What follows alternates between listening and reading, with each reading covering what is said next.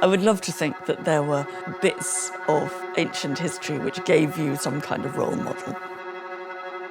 If you were to press me, I'd probably say I think they're all horrible. But looking at them hard, working out how we have to frame them now, thinking about how differently they've been framed in the centuries that have unrolled between the ancient world and now, that is always hugely revealing.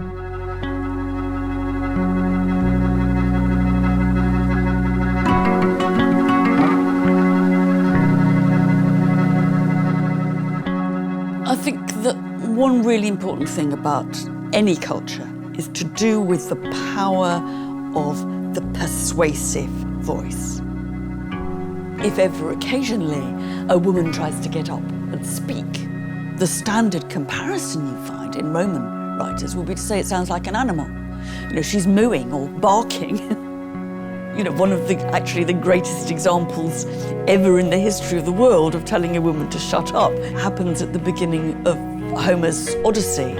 Penelope comes across a bard who's singing a terribly sad song and quite reasonably says, you know, do you think you could think of something a bit more cheerful?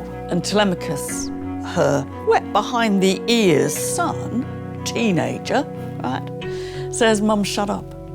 Speech is man's business. Get back to your room. Now, I've been reading the Odyssey with greater or lesser degrees of attention since I was about 14 or 15. And I suppose it was only 10 years ago that I noticed that. And I thought, heavens. Boy, in a sense, learns to be a man in the act of shutting his mum up. To be men, they have to learn to silence women. Now, I don't think that we've entirely got over that. There really is no better example of how deep inside even modern culture the mythical world of Greece goes than the story of Perseus killing the Gorgon, Medusa. It was this unfortunate creature. She's been turned into this because she was actually raped, and as punishment for being raped, she gets turned into this horrible thing. There is hardly a leading female politician in the world who hasn't at some point been represented as this Gorgon's head.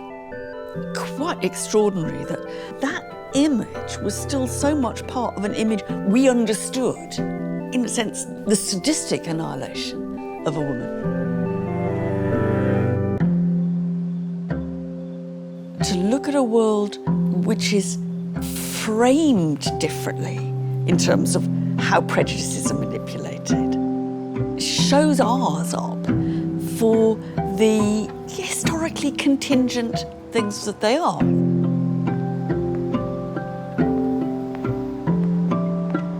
I was perhaps slightly more optimistic when I was a student, and I kind of thought that, you know, as long as you got workplace nurseries and maternity leave, basically the job was done. And it took me the next kind of 20 or 30 years of my life, you know, to realise that actually there was more here than just scoring those victories. That actually it was what was going on in your head and in everybody else's heads that were much, much harder to change. What we really want to do is actually to be able to stand outside those prejudices and change them. Because if you can't stand outside them, you're never going to change them.